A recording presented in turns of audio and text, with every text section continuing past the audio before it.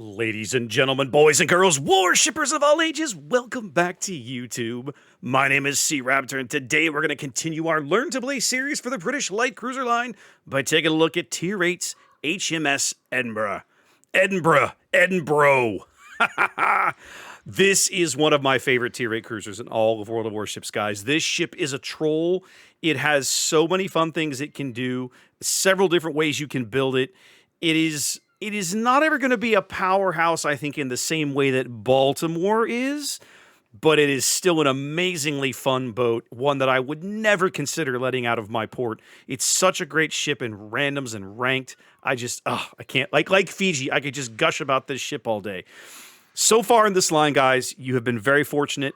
All of these ships are really good. There really haven't been any stinkers. The stinker comes next at Tier 9, so brace yourself. But for now, Tier 8 is really, really, really, really good, and let's talk about how and why all of that is.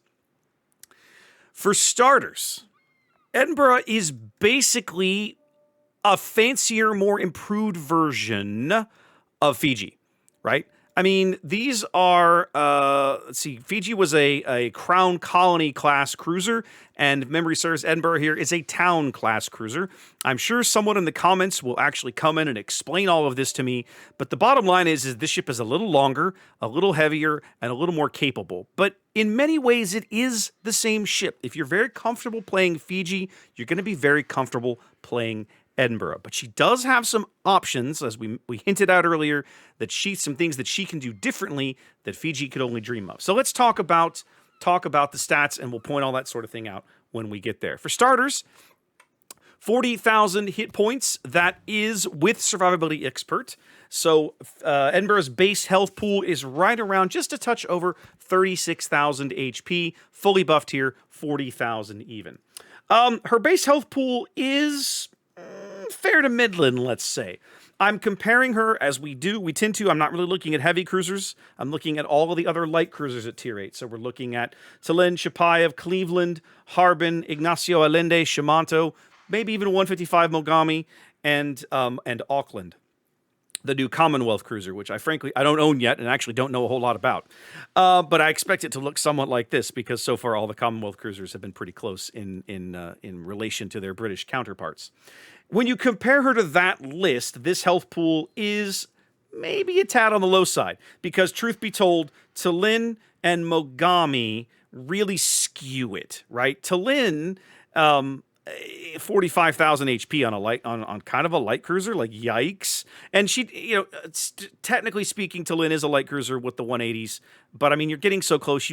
Getting so close to the 200, that magical 203 number, you could probably consider Tallinn a proper heavy cruiser. When you view it through that light, 36 and change is actually very competitive, right? A lot of ships in that range, quite a number lower, right? Because there are still some 5-inch armed ships in this tier, in this matchmaking, of course in the bracket, but definitely in the tier. I'm looking at Harbin, San Diego, those kinds of things. And so, yeah, this is a pretty competitive health pool, and certainly by the time you buff it out, 40,000 hit points is going to feel really, really, really good. Armor layout is going to feel very similar to what you had on Fiji, right? I've got 16 millimeter extremities, which means I'm not going to be bow tanking anything meaningful. The occasional heavy cruiser shot I can ricochet, but that's really about it. Every battleship in your matchmaking bracket will cleanly punch through your bow and pretend it isn't there. You have 114 millimeters of armor on the belt, just like Fiji did. And just like Fiji, your citadel extends from the forward barbette to the after barbette. You have a huge citadel compared to the overall length of the ship. You have, I think it's 51, still have that 51 millimeters of citadel deck armor over the engine spaces. It actually increases to 76 millimeters here over the magazines. That's something that Fiji didn't have. And the citadel itself does sit quite low in the water, just barely edging above the waterline. So you're absolutely a ship that opposing battleships are going to take that waterline shot at, and if they can land it, you're going to feel the pain. If they can't land it, or if they aim a little too high, or if the shells travel a little too high, chances are they'll just get some overpins because your citadel is, while it's not well protected, it is quite physically low on the ship. Maximum speed, Again, as we have been seeing up the line, 32.5 knots is your top speed. That 34 there is, of course, with the Sierra Mike speed flag. 730 on the turning circle. I'm showing 7.7 on the rudder shift because I'm running a module upgrade there. Typical rudder shift would be 9.6, I believe. Let's double check that, because that didn't sound right. It sounds a little high still. Oh no, it is 9.6. There you go. Check it out. 9.6. So yeah, she handles. I mean, this ship is going to handle a little worse than Fiji because she has more length, right? There's more shipped in between the forward and after superstructure here, presuming you can even define this as the after superstructure. But yeah, there's more ship in the middle, an extra round of funnels. So she's just, the overall length means that she handles a little worse. But other than that, same speed, basically the same handling characteristics in terms of rudder shift. Now, here's where things start to get really, really good. Your full stealth rig, because we're tier 8 now and I get access to the concealment module in slot 5, a full stealth rig Edinburgh is 9.2 kilometers on the surface. That is awesome. That is awesome. It is not best in tier, but it is damn close. I think Belfast 43 actually edges her out by just a hair. A couple hundred meters. I think Ochakov also edges her out by a couple hundred meters. Other than that, you are among the stealthiest tier 8 cruisers in World of Warships. This is a huge advantage of Edinburgh, and we're going to talk about why that is a little bit more when we get to her consumables list. But for now, just know that your stealth is a huge asset. You don't ever want to give it up unless you're getting something very valuable for it in return. Main battery. Just like on Fiji, I've got a pair of super firing triples up forward. I'm going to get this thing to behave. There's 1 and 2, and a super firing pair of triple barreled turrets back aft. These are the same guns, same shells, same shell ballistics, same caliber, everything that you've been dealing with up to this point. You get another half second of reload. So we went from 9 seconds of reload at Leander down to 8 seconds of reload at Fiji, and now we're down to 7.5 seconds of reload here at Edinburgh. Range is basically the same, 15.4 kilometers. You should be used to that by now. 139 on the dispersion is, I think, actually a little worse than Fiji. I'm actually going to run this. I'm actually going to plug this into this. I'm going to filter the spreadsheet. I actually want to see this. Is it worse than Fiji? It feels worse than Fiji on paper. It is slightly worse than Fiji. So identical range, but Edinburgh has just a hair worse dispersion. 10 meters max circle in the dispersion ellipse at max range. So, I mean, will you notice? Probably not. Probably not. But if you're really that concerned about it, the dispersion mod is always there available for you. As we have been discussing up the line, right? You have only AP shells. These, again, as I mentioned earlier, same shells, same shell velocity, same shell characteristics that you've been firing up to this point in the line. If you're unfamiliar with how these shells work, if you're coming into this video not having watched the Leander video, I'm going to put a link down below and maybe a little card here in the video description or as the video plays. Make sure you go watch about 5 or 6 minutes of that Leander video where I explain how British light cruiser shells work, what you want to be firing them at, and why all of that is, okay? The short answer is you want to be firing them at destroyers, cruisers, and the topsides armor of battleships, by which I mean battleship superstructures, battleship casemate armor. If you fired at the belt of anything other than a destroyer, you are going to be rewarded with probably a whole lot of disappointment, depending on the range. As you close in with cruisers, you can do some brawly things in a cruiser and have some silly fun. But in general, you want to be firing them at lighter units. They're highly effective at that sort of thing. Not much else I can really say here about the main battery. I think the turret traverse does start to get better. I'm actually running one of the improved commanders that you can get. The Dunkirk brothers are available, I believe, for coal in the armory. And one of the skills that they offer is this better grease the gears skill. This is an amazing skill for Edinburgh or Fiji. So I would, to go along with the improved consumable specialist and the improved consumables enhancements. These three in particular on Edinburgh are amazing. I cannot recommend picking up at least one of these for that particular trio of skills. So would highly encourage you to invest in one of the Dunkirk brothers if you're planning on keeping Edinburgh in your port. But the turret traverse is a little better, and you can buff it a little further than that. Torpedoes. Very similar to what we've been singing. I got a triple here on each side of the ship. 10 kilometers of range now. That's noteworthy. Up to this point, we've only had 8 kilometers of range. Now I get a full 10. That's actually really, really good. Also, to go along with my 9.2 concealment, I can now fire torpedoes from... I have more torpedo range than I have detection range. There are times, as you creep closer to the top end of the British light cruiser line, I'll say this, and it's very relevant for Edinburgh and very relevant for Minotaur at Tier 10. There are times that you will end up playing this ship similar to a destroyer. It's less relevant on Edinburgh because you don't have a ton of torpedo power, right? I've only got a triple on each side. So my torpedo armament it's there, it's useful, but it's not amazing. When you get to Minotaur, and we'll have this conversation again, Minotaur has a lot more torpedoes and a little more stealth. She can absolutely find herself playing like a big giant destroyer, and she can do it very, very well with all those torpedoes. But for now, just like Fiji, you've got them. Don't forget about them, but they're probably not going to make or break any engagements with the ship. Just like Fiji, I've got a roll-off depth charge dispenser here on the stern with 3 bombs and a stick, 2 sticks. These bombs hit like trains. If you find yourself in a position to use them, great.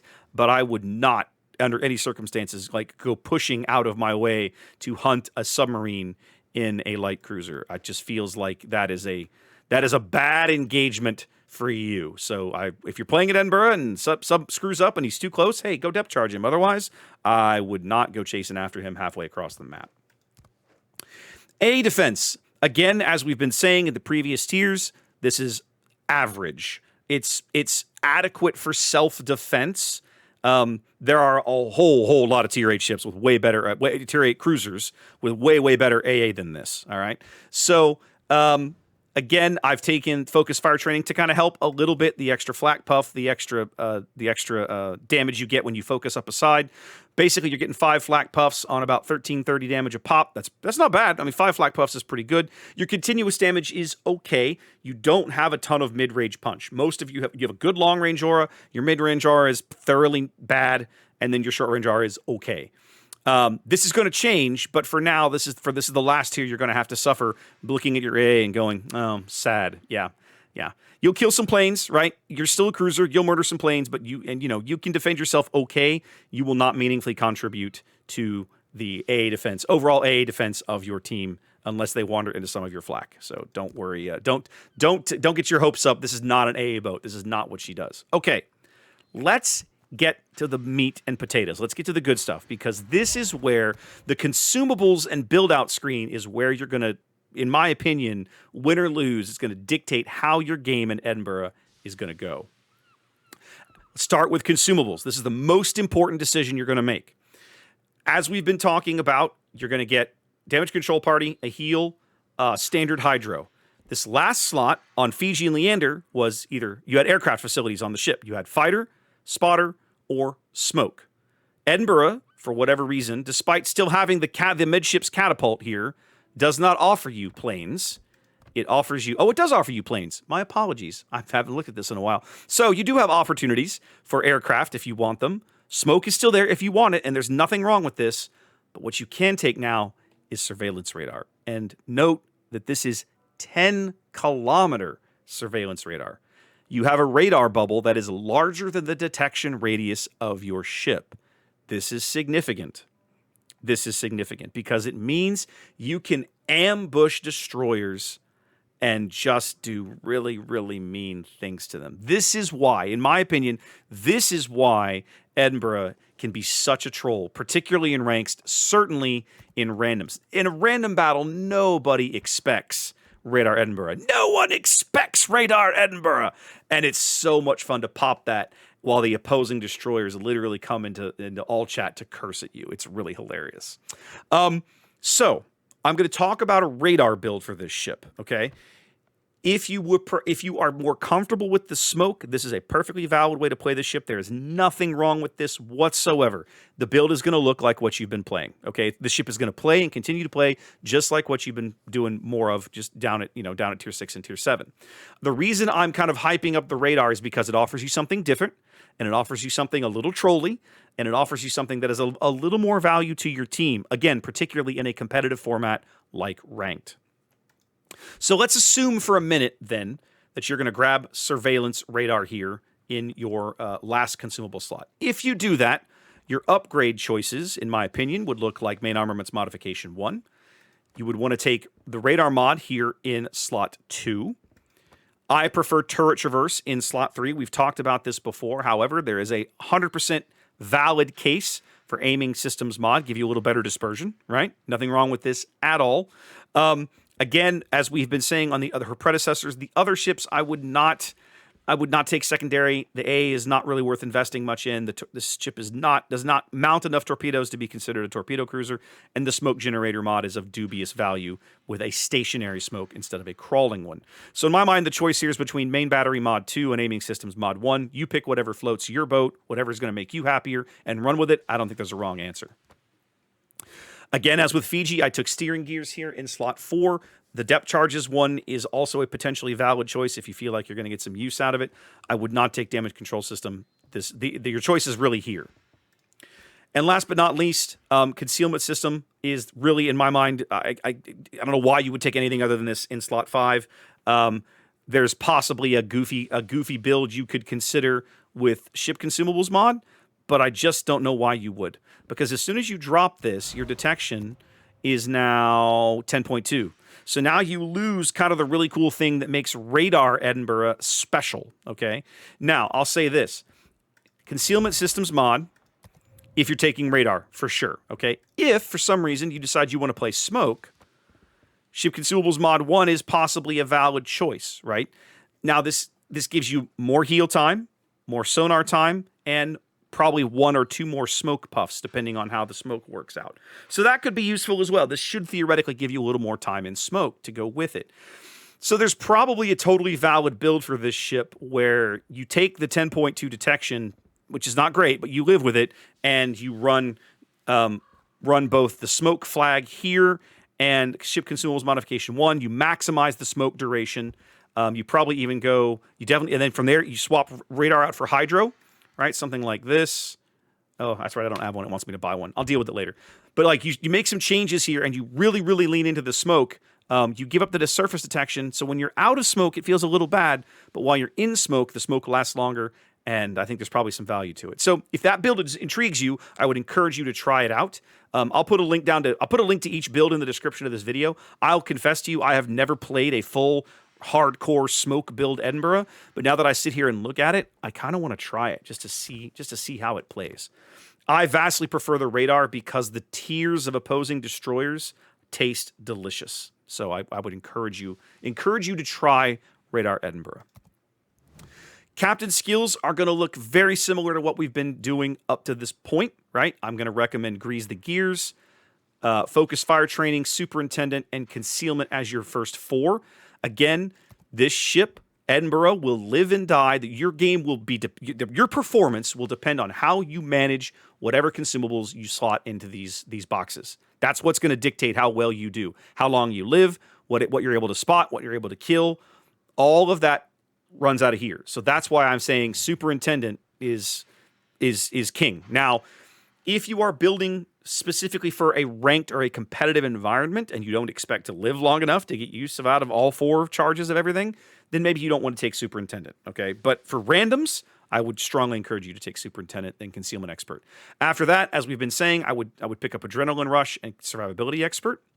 I think Consumable Specialist, for the exact reason we've been detailing, the same reason you take November Foxtrot, this is an amazing skill. And now that I have Radar, this skill, this 2-point skill, particularly on one of the Dunkirk brothers, is amazing. An extra 12.5% surveillance radar duration. When you marry that skill to the the upgrade over here, the surveillance radar mod with over 20%, my radar ON for a little over 40 seconds. That's a lot of salvos out of these guns. That's at least 5, almost 6 salvos out of these guns for radar duration. And you get 4 of them, and they come back just about every minute and a half. That's really good. That's really good. And opposing destroyers will hate your guts, and it's so funny. I've taken priority target here. If this isn't really your bag, again, Last Stand or Incoming Fire Alert would both be really good choices. If you wanted to look more at the top end, top grade gunner, a possible choice. Now, I'll say, if you're going to run the smoke build we were talking about earlier, I think top grade gunner has a lot more value to it.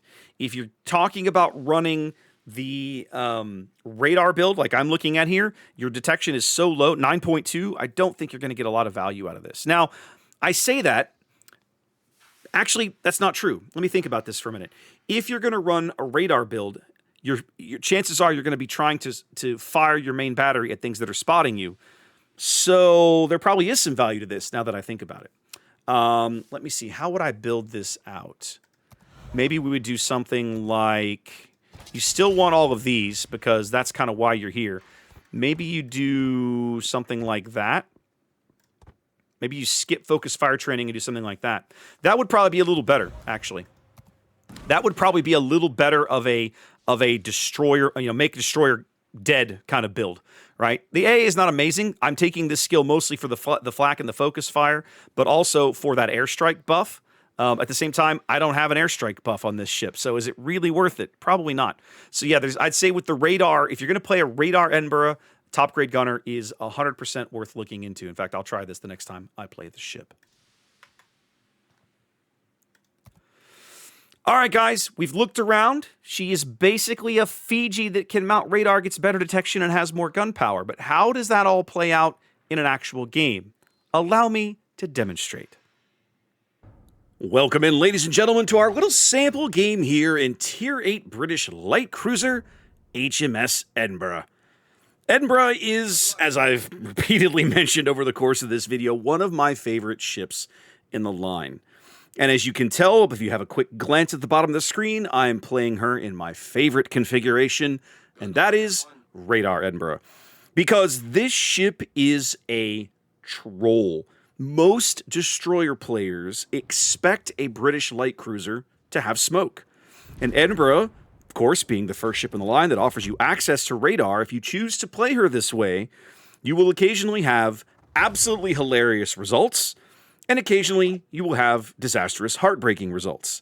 Blessedly, I can assure you, by the fact that you're going to sit through this for a little bit, this game is not that. So, let's talk about the Atlantic, one of my least favorite maps in World of Warships. And I'm going to pause this real briefly.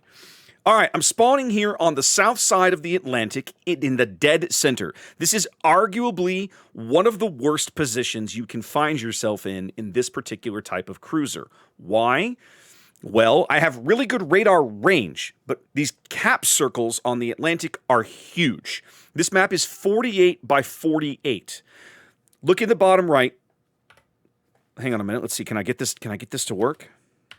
No, I can't pull up the map view. In the bottom right corner, okay, look at the size of the cap circle. Do you see how it just barely edges out? It's literally just a hair over 2 full squares in diameter. Every square is 4.8 kilometers on the side. These cap circles are 10 kilometers, almost, it feels like, in diameter. They're crazy. That means that in order to cover the entire cap with my radar, I have to be sitting right on the very edge of it. In this particular instance, here on the center cap on the Atlantic, there's only one place. Well, there's a couple of places I can do that, but from my spawn, there's really only one place I can do that effectively, and that is this island dead off my bow.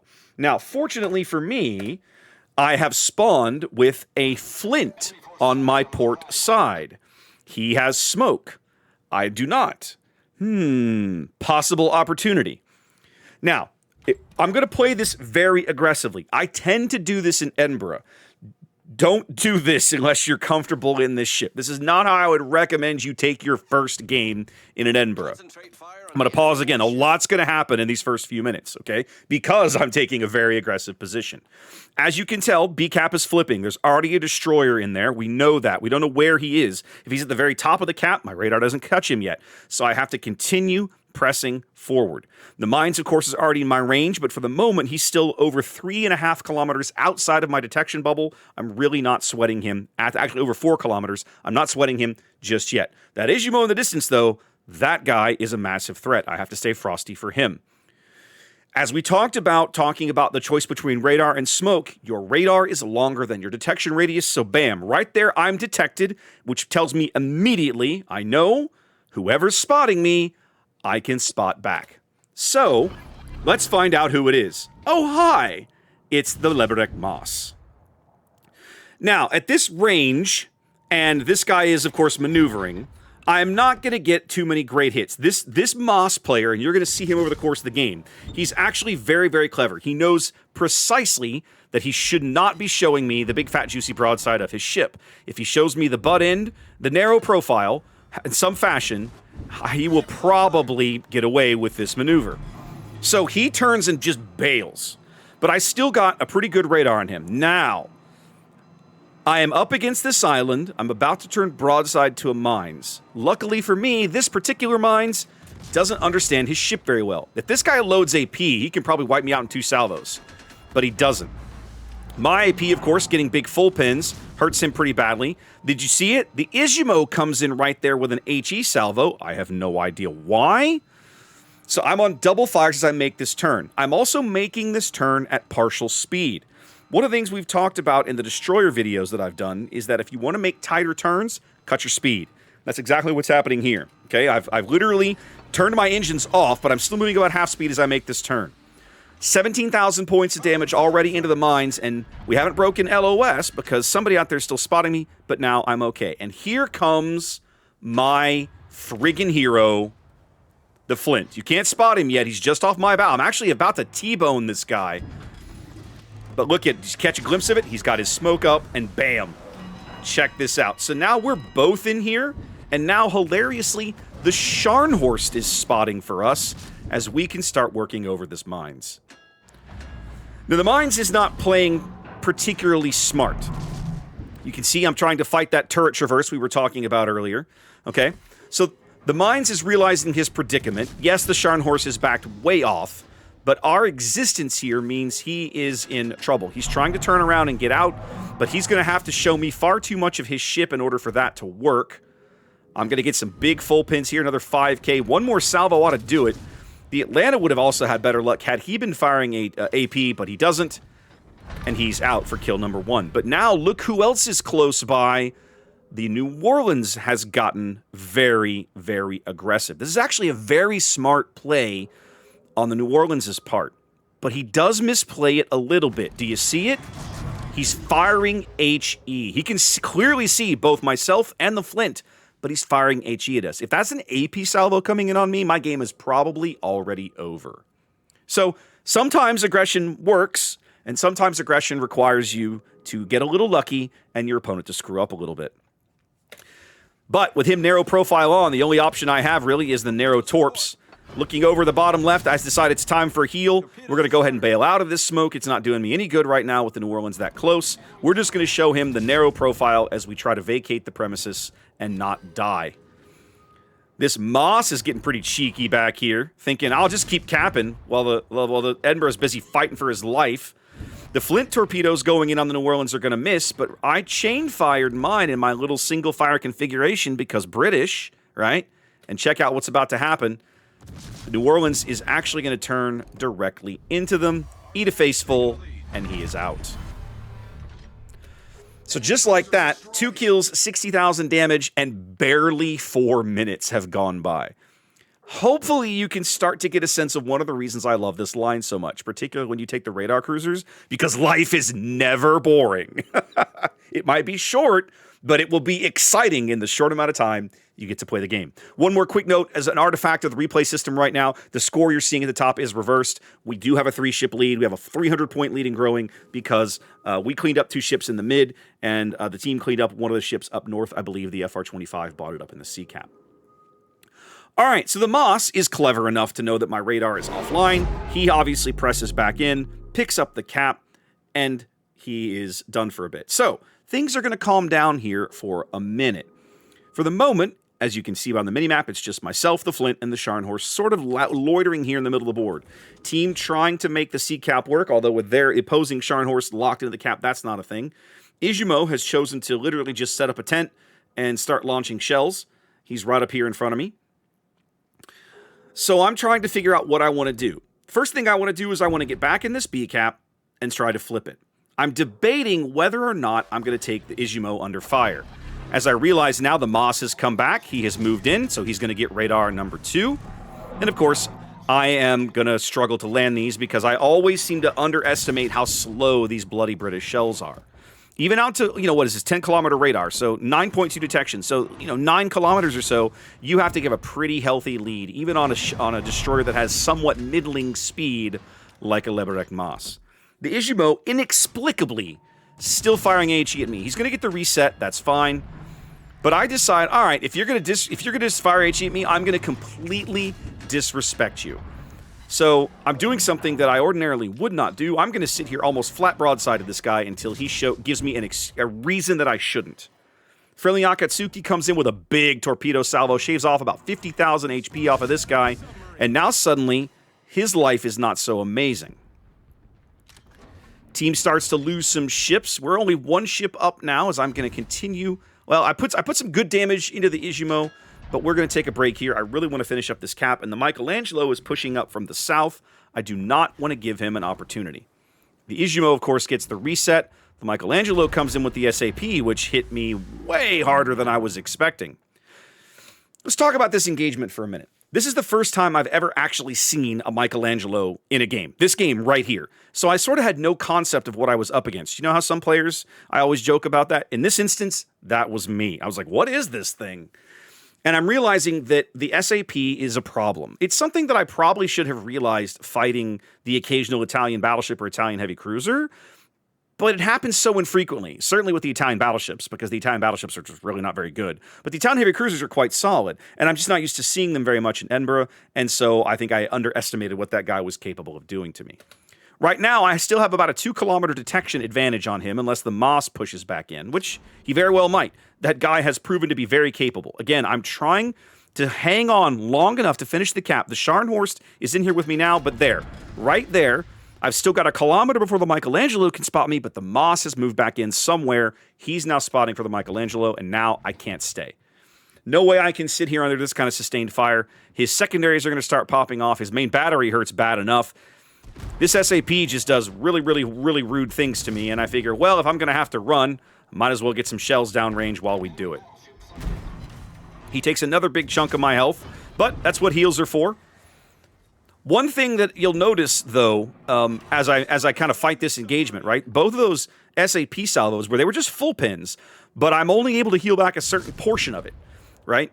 It's not like HE damage or flood damage where you can heal back all of it, right? The SAP damage does take a chunk away that you're not ever able to really claim back, and that's kind of what hurts me a little bit in this engagement. Lucky for me, the Scharnhorst is here. He's going to start pitching in. I need to secure the guns and just go dark now that I'm well outside this guy's range. His secondaries alone are just chewing the bejesus out of me. Finally, we're dark, and we're going to make his turn back to the south and try to leave him a little bit of torpedo present. But look, he's probably making a bit of a mistake here, not realizing what I am. So he starts to smoke. Now, having just fired his main battery, the Scharnhorst has clear view of him. But just there, he edges inside my radar detection as his main battery cools down and he goes dark. Have a peek. He's trying to turn back in and take a close pass with the Scharnhorst, but he's inside my radar range, and I'm not going to allow this. I'm not going to allow my teammate to get chewed up by this guy when I can contribute. And so, nope. We're going to keep the radar ticking. We're going to make sure that the Scharnhorst has clear vision on this guy, chip in what I can with my main battery, and I'm getting away with this because he is in smoke, and the Moss is on the far side of him. No one can spot me while I'm doing this, which is hilarious. He can't even spot me himself because he's in his own smoke cloud. So we get a little bit of revenge there by cleaning up the Michelangelo and topping out around 85,000 damage here. Again, only 8.5 minutes into the game. Scharnhorst does take a torp. I think he's going to flood for a bit, but he is otherwise going to survive for the moment. I do think the Bismarck is eventually going to finish him off here. Now, a Flint and I are probably not going to be able to take on this Bismarck. Blessedly, if you look on the mini-map off my port quarter here, starboard port aft quarter, I've got a friendly Bismarck moving into the B cap. And I realized that between him and the Flint, there's not much I'm going to be able to contribute to this engagement. So I took a look at the C cap, the Mahan and the Sturdy being all that's left, and decided, okay, let's go pitch in at C. So now I have to decide how I'm going to make this play. Do I want to move directly up the 8 line straight into the cap, Or do I want to swing all the way over to the 9 line and kind of come in over there about where the Mahan is? And I decide I really want to go about where the Mahan is. I'm going to speed this up for a minute because the next couple of minutes of this game for me are basically just repositioning. There's nothing to watch. I don't even fire my guns. I'm sort of leaving the middle of the map alone. You see there the Moss cleans up the flint. Bismarck's still doing his thing as I'm trying to head back here and help my team secure this cap. Izumo does show up, and he's coming south, so I'm going to give him the single-fire business in the hopes that maybe he'll blunder into one of those if he continues to press south. I'm a little frustrated at the Sturdy because I need someone up here to be spotting for me. I really desperately need to know where this New Orleans is, and I don't know. And it's like, ugh, come on.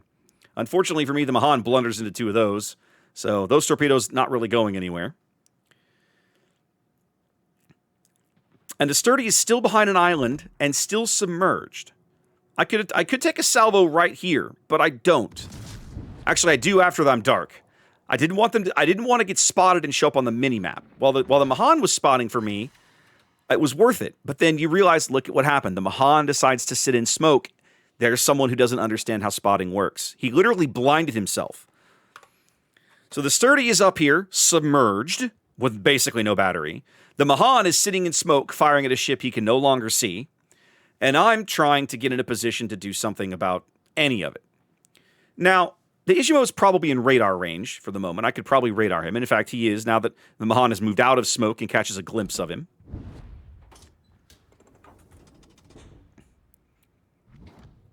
We still have about a 200-point lead here. Tied up on ships. 8.5 minutes to play.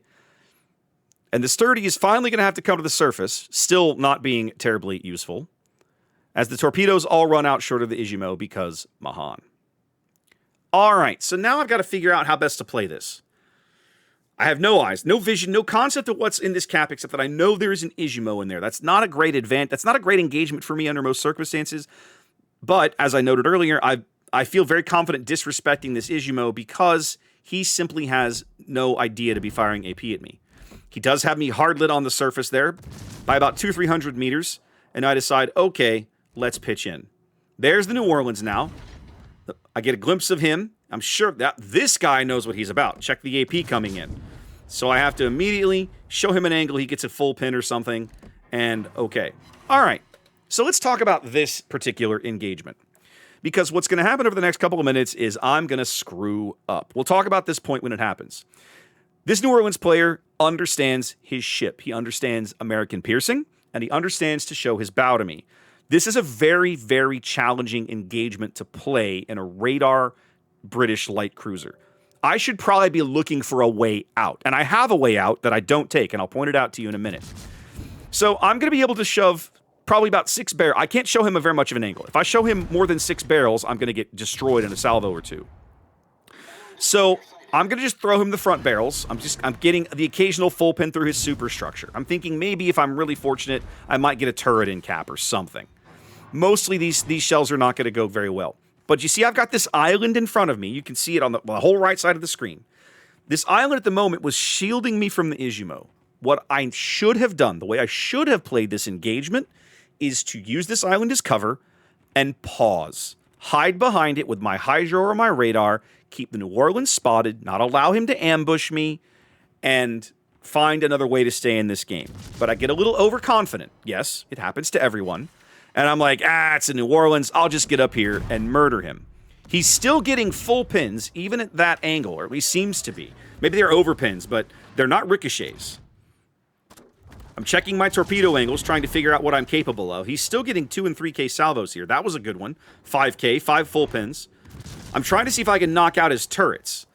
But now, he's trying to get very narrow to me. You can tell I'm going to have to give up a tremendous amount of my ship to get these torpedoes online, right? We talked about how bad the torpedo angles were. So if I turn to get these torpedoes on, he's going to absolutely just destroy me, right? Just bam, AP and you're out. And so I'm trying to make this a close pass. Now did you see it? I did get 1 turret in cap there. I was hoping for 2. I only got 1, and the one that I didn't get is what's going to get me killed. He gets a Citadel right there at the end as he angles in, plays the engagement perfectly, and out I go. Still, the team has a 170 point lead. I've racked up 100,000 damage, 3 kills, 10 resets. I'm pretty happy with this. He gets a little cheeky in chat, and, well, I'm going to get some of mine back in just a little while. The opposing Moss, who's played such a brilliant game, decides to tangle with an Eiger who had HE in the barrel. That doesn't work out for him. 6,500 points of his HP evaporated right there. Between the Eiger's secondaries and the Mahan's main battery, the Moss is going to go out right there. That frees up the middle of the board. Now the last two enemy ships are that New Orleans and the Izumo, who seems really to have no idea what it is he should be doing. Team's going to be able to pick up B, but the Eiger is out of heals. We'll speed this up just a little bit. I'm just kind of looking around, trying to figure out what in the hell is this Sturdy doing. Just sailing in circles. No battery. Nothing to do. Yawn. All right. Eiger and Mahan are going to link up as the New Orleans is going to try and push B. The Eiger, of course, on 500 HP, a couple of HE shells will put him out of the game. The Mahan is also not a ship that wants to make a close pass tangle with the New Orleans. That's not something that he will last very long through. Sturdy catches a brief glimpse of the New Orleans. Now the New Orleans is locked up on the Eiger's Hydro, and they know exactly where he is. And so now, let's see how the team plays this. Eiger's got to get his guns. He's got his guns already looking. Probably has AP in the barrel, I'm guessing. Mahan playing just off his bow. New Orleans just trying to get some vision here. Cannot see either ship. Mahan blows almost his entire torpedo salvo into his friendly ship because he doesn't understand how torpedoes work. And then he picks a fight with the New Orleans right as the Eiger comes around. But the New Orleans misses his salvo, and the Eiger, blessedly, is not going to miss his. Either Fuller overpins right through the bow of the ship. He aimed all the way forward, takes out the New Orleans, and that should do it. And I get a little bit of my own back in chat. And finally, after 16 minutes of play, ladies and gentlemen, the submarine is going to be relevant. When I talk about one of the reasons I don't find submarines all that oppressive in this game, it's because most submarines are just really driven by people who don't understand their role, the mechanics. It's rough. It's rough out there. It's rough out there. Anyway, so despite the death, a solid little game here in Edinburgh, right? 3 kills, 100,000 damage, a good pile of credits, 10 reset ribbons. I think you kind of get the sense of some of the shenanigans you can get up to with a Radar Edinburgh. This ship is one of the best picks you can make if you're playing like a tier 8 ranked season. Doesn't matter, bronze, silver, gold, whatever. If Wargaming gives you tier 8 and you're looking for a radar cruiser, man, let me tell you, Edinburgh is exceptionally capable. Almost like Baltimore level. Once you understand how good this ship is, how she works, how to use her, you can get a tremendous amount of mileage out of the ship. I cannot recommend it enough. 2100 base, friendly Mahan, doing good work, despite not really understanding how torpedoes work. Still picking up about 2500 base. Eiger coming in with 3 big kills. Solid team win here, except for our submarine, who apparently, this salmon apparently not really relevant. Sturdy, I guess, did get that 1 kill at the end, so going home with a little bit of XP. Only the 2 torpedoes. Obviously, you're going to get a whole bunch of damage out of the AP because that's all you got. But again, just a solid result. I was very happy with this game. I played the engagement with the New Orleans wrong. So take that lesson. Well, when you find yourself in that sort of situation and you have an out, that little island that I ignored, you have an out, take it. Don't take a close pass with somebody who knows the business end of an American heavy cruiser, or frankly, almost any heavy cruiser in general, will probably be able to outplay you and win that engagement because heavy cruisers are designed to kill light cruisers. And so that's exactly what that New Orleans was able to do. All right, welcome back, ladies and gentlemen. I hope you enjoyed our little sample game in Tier 8 British light cruiser HMS Edinburgh. I got a little cheeky there at the end against the New Orleans, but at the end of the day, my contributions were able to help the team win the game, so I'm not super fussed. You don't have to live through every game for it to be a success. Sometimes I would have preferred to have traded with the New Orleans there. In fact, looking back in hindsight, I probably should have just tried to ram the guy, right, instead of getting cute and trying to do the close pass. But lesson learned, it is what it is. Next time, I won't make that mistake. Hope you guys enjoyed this video. I hope it helps. I hope you get out there and give Radar Edinburgh a try. She is a ton of fun. You will get insane vitriol in chat on occasion from opposing destroyers who are so used to seeing the British cruisers dependent on their smoke. It's fun. It's fun. So give it a shot. Come on back and let me know what you think. In the meantime, wash your hands, be safe, and I'll catch you next time.